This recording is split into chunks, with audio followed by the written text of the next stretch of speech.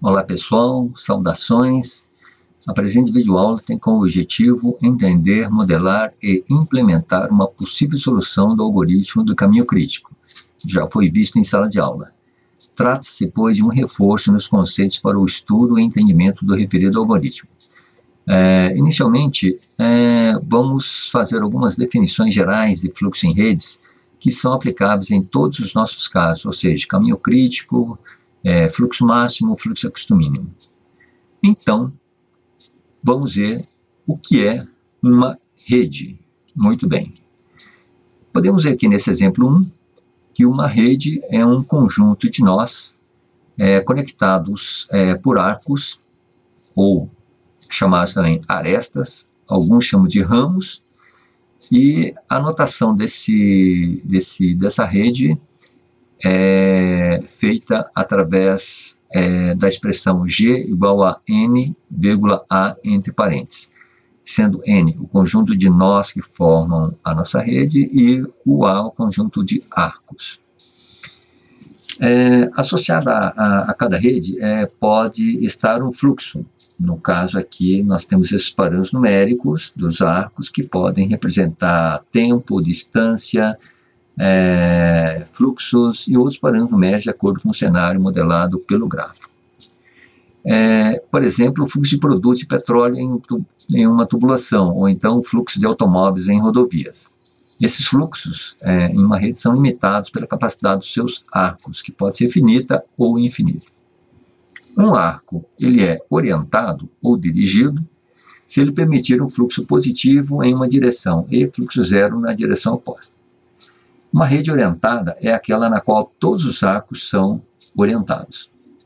E um caminho é uma sequência de arcos distintos que ligam dois nós passando por outros nós, independentemente da direção ou do fluxo de cada arco. Um caminho forma um ciclo se conectar um nó a si mesmo, passando por outros nós. No nosso caso aqui não temos ciclos. E uma rede conectada é uma rede tal que todos os pares estão ligados por um mínimo um caminho. Então daqui até aqui é um caminho. Uma árvore é uma rede conectada sem ciclos, formada por um subconjunto de todos os nós. E uma árvore geradora é uma árvore que liga todos os nós da rede. Temos aqui dois exemplos, então, de caminhos críticos, que é o foco da nossa aula. Então, temos um caminho crítico gerado por uma ferramenta de gestão de projetos. Um exemplo 3 aqui, um outro. E esse caminho crítico é um método baseado em rede, desenvolvido para auxiliar no planejamento e na programação no controle do projeto. Um projeto é definido como um conjunto de atividades que são interrelacionadas, sendo que cada atividade consome tempo e recursos. O objetivo do CPM, Critical Path Method, ou método caminho crítico, é fornecer meios analíticos para programar as atividades. E para isso, em primeiro lugar, se definem as atividades do projeto, as suas relações de precedência e os seus requisitos de tempo. Em seguida, as relações de precedência entre as atividades deverão ser representadas por uma rede. Essa atividade aqui precede essa atividade aqui. Muito bem. A terceira etapa envolve cálculo específico para desenvolver uma programação temporal para o projeto. Durante a execução do projeto, pode ser que as coisas não ocorram conforme o planejamento. Assim, algumas atividades podem ser adiantadas ou atrasadas. Quando isso ocorre, a programação deve ser revisada para refletir a realidade. O CPM considera as durações deterministas para as atividades, ou seja, se são 5 meses inflexíveis. E para construir a rede, nós temos 3 regras. A primeira regra: cada atividade é representada por um e somente arco, um arco. Então, atividade, um arco, atividade, um arco, atividade, um arco. Cada atividade deve ser identificada por 2 nós distintos. Um nó, o outro nó de origem, nó de destino. Então, 2 nós. 2 nós definem uma atividade. E para manter as relações correlatas e precedência, é preciso responder as seguintes perguntas quando cada atividade for adicionada à rede. Primeira pergunta: quais atividades devem preceder imediatamente a atividade atual? Então, essa atividade atual tem alguma atividade precedente? Sim, esta aqui. Quais atividades devem vir após a atividade atual? Então, após a atividade atual, tem essas duas outras atividades, por exemplo. E quais atividades devem ocorrer concorrentemente com a atividade atual? Então, a nossa atividade atual é essa, a concorrente é essa aqui, ou seja, em paralelo. Então, essas são as nossas 3 regras que devemos seguir para formarmos a nossa rede. Muito bem. Uma atividade pode ser fictícia. Ela pode representar uma atividade inexistente. Por definição, uma atividade fictícia ela é representada por um arco tercesário e não consome nem tempo nem recursos. Vamos ver isso no nosso exemplo, para ficar bem claro. Por que nós utilizamos a atividade fictícia? Para que nós possamos fornecer nós finais exclusivos para essa atividade e satisfazer a regra 2. Porque a regra 2 diz o seguinte: cada atividade deve ser identificada por 2 nós finais distintos. Então, por isso é que nós temos que, às vezes, lançar mão da atividade fictícia. Muito bem. Para que a gente possa fazer, então, o cálculo do caminho crítico, nosso objetivo, nós temos que executar alguns cálculos especiais. E, para isso, nós temos que considerar algumas regrinhas. Ao considerar essas regras, nós vamos produzir algumas informações. Uma das informações é a duração total necessária para concluir o projeto. E a outra informação é a classificação das atividades do projeto como críticas e não críticas. O que é uma atividade crítica? Bom, a atividade é crítica se não houver nenhum espaço de manobra, ou seja, folga na determinação de seus tempos de início e de conclusão. E uma não crítica, ela permite certa folga na programação, de modo que o tempo de início de atividades pode ser adiantado ou atrasado dentro dos limites, sem que afete a conclusão do projeto como um todo. Matematicamente, uma tarefa é crítica quando o tempo mais cedo da tarefa é igual ao tempo mais tarde que a tarefa pode ter, sem alterar a data final do projeto. O valor do tempo mais cedo e do tempo mais tarde pode ser calculado através do diagrama de rede de atividades. O caminho crítico é a sequência de atividades que devem ser concluídas nas datas programadas para que o projeto possa ser concluído dentro do prazo final. Se o prazo final for excedido, é porque, no mínimo, uma das atividades do caminho crítico não foi concluída na data programada. É importante entender a sequência do caminho crítico para saber onde você tem e onde você não tem flexibilidade. Por exemplo, você poderá ter uma série de atividades que foram concluídas com atraso, no entanto, o projeto como um todo será concluído dentro do prazo, porque as atividades não se encontravam no caminho crítico. Por outro lado, se o seu projeto está atrasado e você alocar recursos adicionais em atividades que não estão no caminho crítico, não fará com que o projeto termine mais cedo.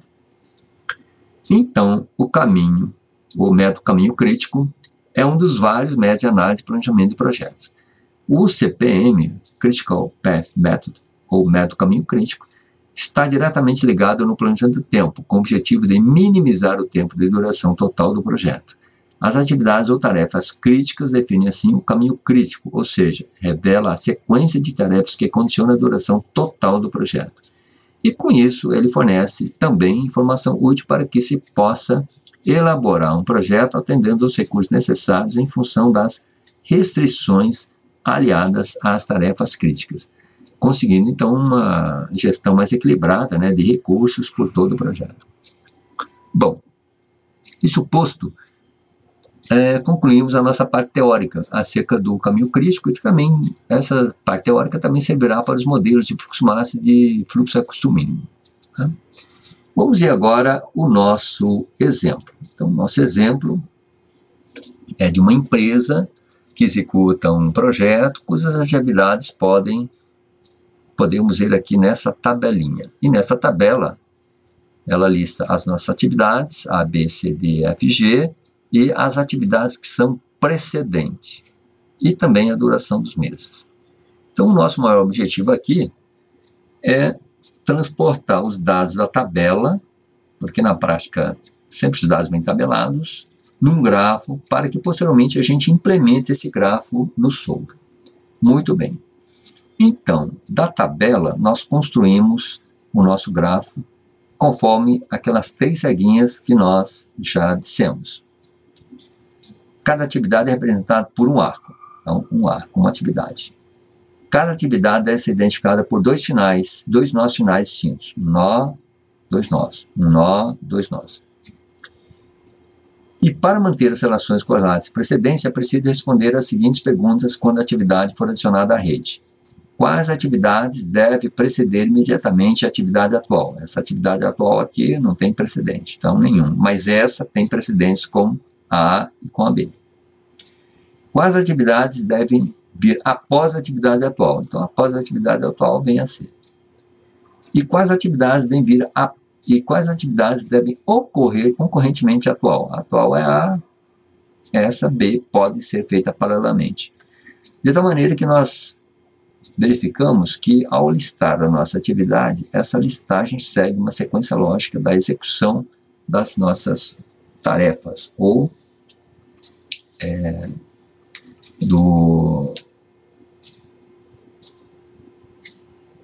da nossa atividade. Muito bem. Abaixo, nós colocamos aqui um tempo, ou melhor, nós colocamos algumas perguntas relativas ao relatório de sensibilidade.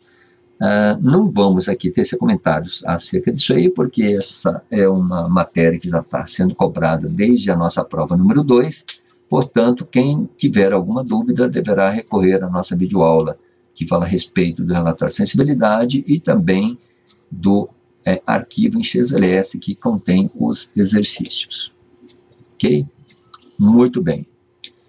Então, agora, o que nós podemos fazer é verificarmos como resolver esse problema.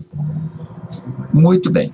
Então, agora vamos à nossa solução do problema. Para tanto, eu transportei a nossa tabelinha anterior para essa planilha, onde nós identificamos o nó de origem, o nó destino, e verifiquem aqui que, apesar de eu ter nós com o mesmo nome, isso não tem importância nenhuma, porque na minha planilha eu vou fazer a diferenciação do número 2, por exemplo, com 2A e 2B.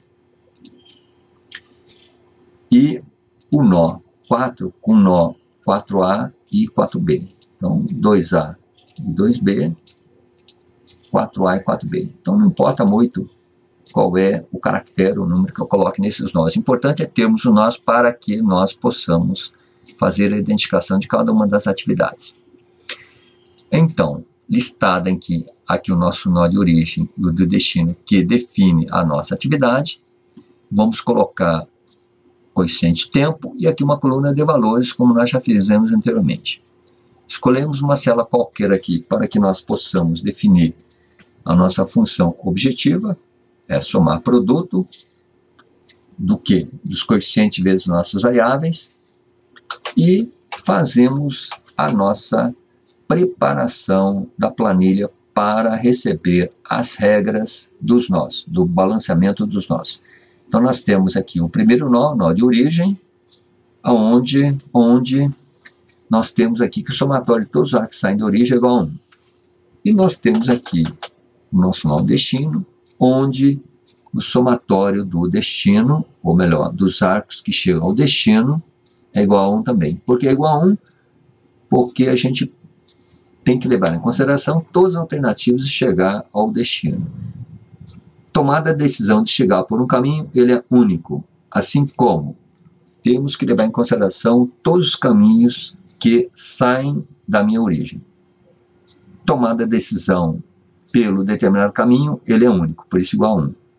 E os nós intermediários, aquela nossa bela regrinha somatória dos arcos chegam menos somatório do arco que sai igual a zero. Ou seja, arcos que chegam no nó são positivos, arcos que saem do nó são negativos. E assim por diante. Bom, então estamos prontos agora para que nós possamos resolver ou introduzir os valores no soro. Então, definir o objetivo, a nossa célula objetiva, a função é de caminho crítico, logo, maximização, as nossas variáveis, todas amarelinhas, e aqui vamos somar adicionar as nossas exceções. Todas as nossas exceções são sinal de igual, portanto, eu posso clicar e arrastar as células. Ok, não vamos esquecer de tornar as variáveis restritivas não negativas e aqui aplicar o modelo simplex, o algoritmo simplex. Clicamos em resolver, portanto, ele disponibilizou os 3 relatórios de resposta sem sensibilidade e limite, significa que o sobre encontrou aquela região viável ótima, portanto, encontrou uma solução consistente. E a nossa solução consistente do caminho crítico é sair do ponto 1 e chegar no ponto 2A, depois sair do 2A e ir para o 3, depois do 3 para o 2B e finalmente do 2B para o 4B. Então, portanto, nós temos de 1 para o 2A e depois de 2A para 3, depois de 3 para 2B e depois de 2B para 4B. Se nós somarmos esses tempos, nós vamos ter 32. Então, aqui estão os nossos relatórios respectivos de limites, sensibilidade e de respostas. E aqui, então, nós podemos verificar o caminho traçado